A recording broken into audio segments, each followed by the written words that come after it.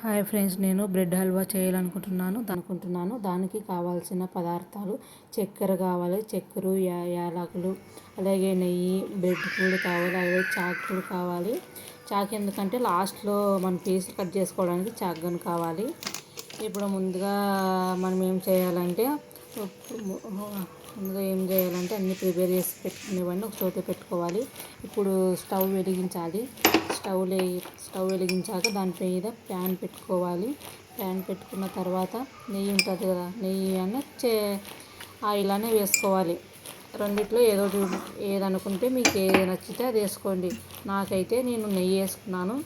ఇప్పుడు ముందుగా యాలకులు, అలాగే కిస్మిస్, జీడిపప్పు, బాదం పప్పు ఉంటాయి కదా, అవన్నీ వేసుకోవాలి. వేసుకున్న తర్వాత మనం కలిపెట్టుకోవాలి. కలిపెట్టుకున్న తర్వాత పక్కన ఇంకో గిన్నెలో స్టవ్ వెలిగించాలి.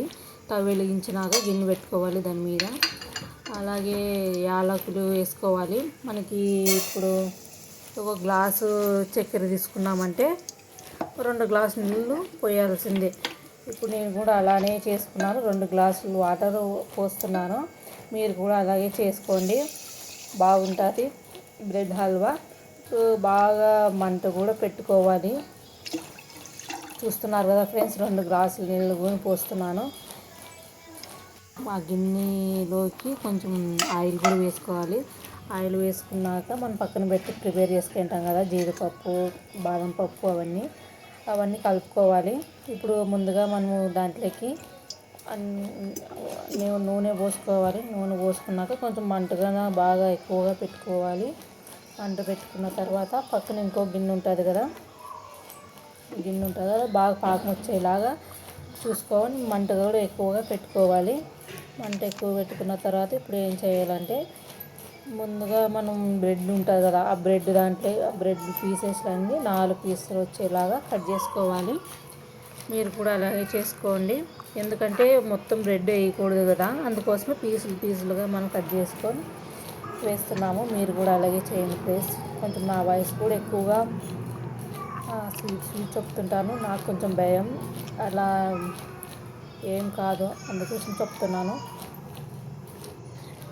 నేను కట్ చేసి పెట్టుకున్నాను, చూడండి బాగా ఎట్లా కట్ అవుతున్నాయో. మీరు కూడా అలానే కట్ చేసుకోవాలి. ఇప్పుడు 1 మంత్ అయింది కాబట్టి నేను తినాలనుకుంటున్నాను బ్రెడ్ హల్వా. మీరు కూడా తినాలనుకుంటే చేసుకోండి ఫ్రెండ్స్. నాకైతే తినాలనిపించింది కాబట్టి నేను చేసుకుంటున్నాను. ఇప్పుడు ముందుగా ఒక ప్యాన్లోకి ఉంటుంది కదా, ప్యాన్లోకి మనం ముందుగా అన్నీ ప్రిపేర్ చేసుకునేవన్నీ ఆయిల్లోకి బాగా కాల్చనివ్వాలి. మీరు కూడా అలాగే బాగా ఎర్రగా వచ్చే విధంగా కాల్చాలి. కాల్చిన తర్వాత పక్కన కూడా వేసుకోండి.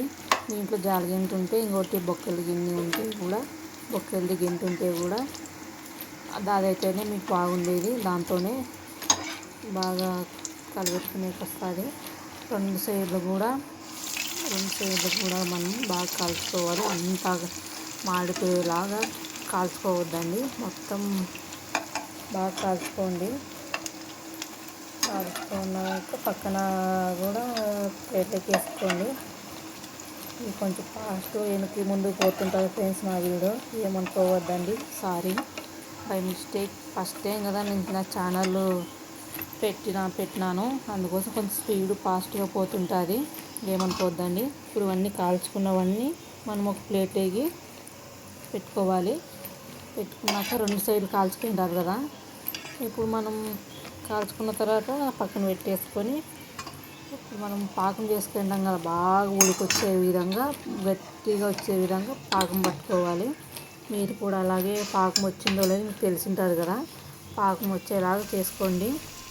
ఇప్పుడు ఉడికించుంటాం కదా, ఉడికించినవన్నీ